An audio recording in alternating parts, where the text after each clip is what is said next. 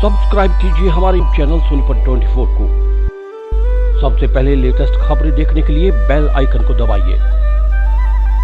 सोनीपत शहर के प्रतिष्ठित संस्थान आईसीएस कोचिंग सेंटर जो कि युवाओं को सरकारी नौकरियों की तैयारी करवाते हैं, यहां से कोचिंग लेकर हजारों युवा देश में विभिन्न सरकारी विभागों में कार्यरत हैं। आईसीएस ने शिक्षा क्षेत्र में एक कदम आगे बढ़ाते हुए अब स्कूली शिक्षा की शुरुआत भी कर दी है। आईसीएस ने चौथी कक्षा से लेकर 12वीं तक के बच्चों को शिक्षा देने की शुरुआत की है। आईसीएस के डायरेक्टर परिमल कुमार ने बताया कि आजकल के इस आधुनिक और विकसित दौर में शिक्षा प्रणाली का बेहतर होना उतना ही जरूरी है जितना जीवन में खाने का महत्व है, क्योंकि बेहतर शिक्षा प्रणाली ही बच्चों के बेहतर भविष्य का रास्ता बनाती है। ऐसे में अपने बच्चों के लिए सही स्कूल का चुनाव करना किसी कड़ी चुनौती से कम नहीं है। जिस प्रकार मार्केट में किसी भी सामान की आपको ढेरों वैरायटीज और अलग अलग ऑफर मिल जाते हैं, उसी प्रकार से आजकल शिक्षा क्षेत्र में भी कंपटीशन बहुत बढ़ गया है। ऐसे में अपने बच्चों के लिए सही स्कूल का चयन करना बहुत ही कठिन हो गया है। सभी माता पिता की ये चाहत होती है कि उसके बच्चे को एक अच्छी शिक्षा मिले ताकि उसका आने वाला भविष्य आज से बेहतर हो सके। उन्होंने बताया कि शिक्षा क्षेत्र में होते विस्तार के कारण बहुत से ऐसे स्कूल हैं जिनकी फीस आसमान को छूती है। ऐसे में सामान्य वर्ग का व्यक्ति अपने बच्चों की पढ़ाई को लेकर चिंतित रहता है। इन्हीं सब हालातों को देखते हुए हमने कम फीस में बच्चों को पढ़ाने का निर्णय लिया है ताकि आज के बच्चे पढ़ लिख कर कल का भविष्य बने। देखिए, सरकारी नौकरी की तैयारी करवाने के लिए हमने 2008 में आईसीएस शुरू किया था। 2008 में सरकारी नौकरी वरना पैसे वापस, इस बात के साथ हमने जो है काम चालू किया था। 6 महीने की तैयारी, सरकारी नौकरी तुम्हारी, इस प्रकार के जो हमारे थंबनेल्स थे। अब जो है ना, जैसे हम लोगों के पास पढ़ के लाखों लोगों ने सरकारी नौकरी पाई, लाखों लोग सरकारी नौकरी लगने के बाद यहाँ पर आकर के एक ही बात बोलते कि आप जैसे टीचर अगर स्कूल के लेवल पर मिल जाते तो हम लोगों का बड़ा फ़ायदा होता, हम लोगों को जो है ये ज़िंदगी बनाने में ज़्यादा आसानी होती और हम लोग ज़्यादा जल्दी जॉब लग जाते। बहुत सारे लोग तो सरकारी नौकरी का रास्ता पकड़ते पकड़ते 28-30 साल की उम्र कर देते हैं। अधिकतर जगह से तो उनकी उम्र निकल जाती है। इस कारण से फिर वे लोग जो है अधिकतर या तो बेरोजगार रह जाते हैं या किसी प्राइवेट नौकरी के धक्के खाने पड़ते हैं और सरकारी नौकरी से वंचित हो जाते हैं।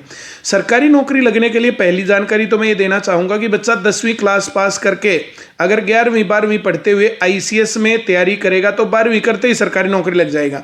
जो बच्चा 12वीं क्लास पास करने के बाद ग्रेजुएशन जो है करते करते आईसीएस में तैयारी करेगा तो जब तक बच्चों की बीए होगी उससे पहले उसके पास सरकारी नौकरी भी होगी। अगर बच्चा जो है ग्रेजुएशन भी कर चुका है तो फिर वो जो है जैसे पीजी में, बीएड में और बाकी चीज़ों में कई साल लगाए, लाखों रुपए खर्च करे, उससे बढ़िया है तो अपनी सरकारी नौकरी की तैयारी करके नौकरी लग जाए।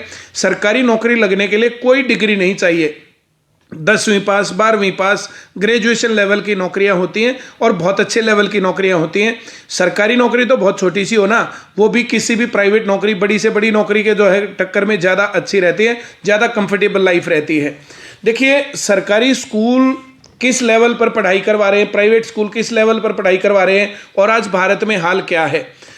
मैं एक बात और पर जो है इस बार जो है बात करना चाहूँगा। 2009 में आरटीई, राइट टू एजुकेशन, सुनने में कितना अच्छा लग रहा है कि सभी को शिक्षा मिलेगी, राइट, आरटीई। लेकिन उसके अंदर था क्या कि बच्चों को फेल नहीं करना, बच्चों को धमकाना पीटना नहीं, बच्चों को कुछ भी नहीं करना, कोई डायरेक्शन नहीं देनी है। बच्चा अगर गलत रास्ता पकड़ रहा है तो टीचर के पास कोई साधन नहीं है कि उसको रोक पाए। कंटिन्यूस उसको पास भी करना है, उसको पीटना धमकाना भी नहीं है, उसको रोक नहीं सकता टीचर। इस कारण से पीढ़ियां बर्बाद हुई हैं। 2010 में आरटीई लागू हुई, 2023 में आज हम बैठे, 13 साल हो गए। अगर एक भी आदमी ये बता दे मुझे पूरे देश के अंदर कि आरटीई के अंदर जो है लोगों का फायदा हो गया, युवाओं का फायदा हो गया, देश का फायदा हो गया, तो आप मुझे बताइए। ये 13 साल बीतने के बाद आज देश में हाल ये है, या तो बेरोजगार हैं या कहीं प्राइवेट नौकरी 5-7-10 हज़ार रुपए के अंदर, सरकार भी सरकारी नौकरी नहीं दे रही है, सरकार भी प्राइवेट नौकरी दे रही है। हरियाणा कौशल निगम के माध्यम से क्या तरीका है इस बात का कि लोगों को जो प्राइवेट नौकरियां दी जा रही हैं और 10-12 हज़ार 15 हज़ार रुपए के अंदर जो एक समान काम समान वेतन, उस बात का नारा सरकार अपने आप तोड़ रही है। एक क्लर्क की पोस्ट पर आदमी लगा हुआ है, वो 25-30 हज़ार रुपये लेता है और दूसरा हरियाणा कौशल निगम के माध्यम से नौकरी मिली है तो 10-12 हज़ार रुपये। तो किस प्रकार से शोषण हो रहा है हरियाणा सरकार के अंदर। सरकारी नौकरियां लगातार जो है जो ये पेंडिंग खाते में डाल रखी हैं। हरियाणा पुलिस के 3000 बच्चों को जो लगवा दिया, बाकी लोग जो है फिर से वो रह गए और लड़कियां जो उसमें पेंडिंग चल रही हैं, 1 साल से ज़्यादा का काम हो गया। सरकार अगर सही तरीके से मामले की पैरवी करती तो अब तक मामला निपट जाता, सभी की ज्वाइनिंग हो जाती। FCI का पेपर पास हुए, बच्चों का फाइनल सिलेक्शन हुए 3-4 महीने हो गए, लेकिन ज्वाइनिंग नहीं हो रही है। रेलवे के अंदर यही हाल है और यही हाल अधिकतर डिपार्टमेंट्स के अंदर है। तो मेरी जो है सरकार से मांग है कि लगातार इसको वो करें पूरा।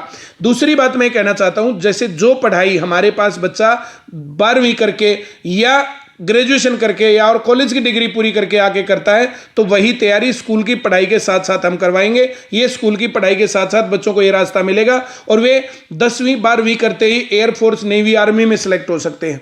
12वीं के बाद दिल्ली पुलिस में सिलेक्ट हो सकते हैं, हरियाणा पुलिस में सिलेक्ट हो सकते हैं और वे उनकी क्वालिटी ज़्यादा अच्छी होगी, वे अच्छे नागरिक होंगे और वे जो है देश के संसाधन होंगे। तो अच्छे तरीके से पढ़ाना। RTE का असर हमारे सेंटर पर नहीं पड़ेगा, हमारे स्कूल पर नहीं पड़ेगा।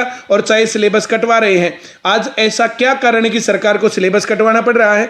अपने टीचर्स की क्वालिटी क्यों नहीं बढ़ाते? अच्छी पढ़ाई क्यों नहीं करवाते? दुनिया में तो कंपटीशन बढ़ता जा रहा है, पर भारत सरकार और राज्य सरकारें लगातार सिलेबस कम करवा रही हैं। इसके कारण से आगे पीढ़ियां अच्छी नहीं बढ़ेंगी। RTE ने तो सत्यानाश किया ही है। RTE के बाद जो ये नई शिक्षा नीति है, ये और ज्यादा बेड़ा गर्क करेगी। अभी तक तो 8वीं के बोर्ड के पेपर होते हैं, 10वीं के बोर्ड के पेपर होते हैं, तो ये पेपर जो कम से कम करने के बहाने कुछ तो बच्चे पढ़ते थे, कुछ तो प्रेशर रहता था, कुछ तो वे जो किताबें देखते थे। अब तो बोर्ड के पेपर ही नहीं होंगे, टेंशन ही नहीं है, कुछ भी मामला ही नहीं बनेगा। लगातार कंटिन्यूस 12वीं तक पास होने हैं। 12वीं क्लास में फेल हुआ या पास हुआ किसी ने देखा है? 12वीं क्लास तक। मेरा मानना यह है कि 5वीं में भी बोर्ड होना चाहिए, 8वीं में भी बोर्ड होना चाहिए, 10वीं में भी बोर्ड होना चाहिए, 12वीं क्लास में भी बोर्ड होना चाहिए। और बोर्ड के नंबरों के आधार पर बच्चों की जो है आगे का उनको जो करियर का जो ऑप्शन भी देना चाहिए। सर, आपने स्कूलिंग स्टार्ट की है, क्या सोचा कि सोच को लेकर आप आगे बढ़े हैं? RTE ने जो सत्यानाश किया और जो ये नई एजुकेशन पॉलिसी युवाओं का सत्यानाश करेगी, हम सरकार की इन नीतियों के अनुसार तो पढ़ाएंगे, इसके अलावा जो जो कोर्स और ये सिलेबस काटा ना, हम ये भी चीज़ें पढ़ा करके परफेक्ट नागरिक देंगे। हमारे पास पढ़ने वाला बच्चा कम से कम सरकारी नौकरी लगेगा। इसके बाद हमारे पास पढ़ने वाला बच्चा आगे कुछ भी कर सकता है, IIT कर सकता है, JEE कर सकता है, नीट कर सकता है या कुछ भी कर सकता है। हम लोग बच्चों के अंदर ये सभी गुण डालेंगे, सभी स्किल्स डालेंगे।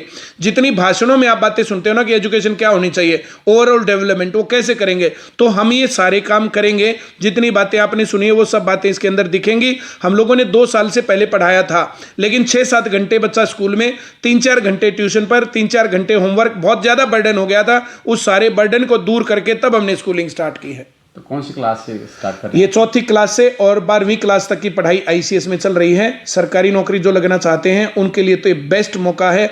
12वीं क्लास करते करते सरकारी नौकरी उनके पास होगी, बच्चों के पास। तो सर, फीस का क्या स्ट्रक्चर रहेगा आपका? फीस का स्ट्रक्चर हमारा जो है, फीस हमारी जो है जैसे 1 साल की जो है 20,000 से 25,000 रुपये के बीच में है।